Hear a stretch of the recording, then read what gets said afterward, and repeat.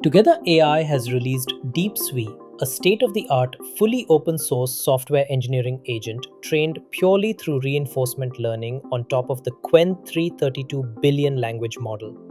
Leveraging the modular rLLM post-training framework by Agentica, DeepSWE is optimized for real-world coding tasks and demonstrates outstanding performance on SWEBench-Verified, scoring 59% with test time scaling and 42.2% pass at 1, surpassing all previous open-weight models. Unlike conventional supervised fine-tuning, DeepSWE learns through iterative feedback using the R2eGym dataset, positioning it as a next-generation language agent capable of experience-based improvement. The entire DeepSWE stack is open-sourced, including the model weights, training code, dataset, and training recipe, enabling full reproducibility and extension. Developers can train or adapt the model locally using rLLM, making it suitable for custom software engineering workloads and broader domains like web automation. This release marks a paradigm shift for Together AI from building reasoning language models to creating adaptable, feedback-driven agents.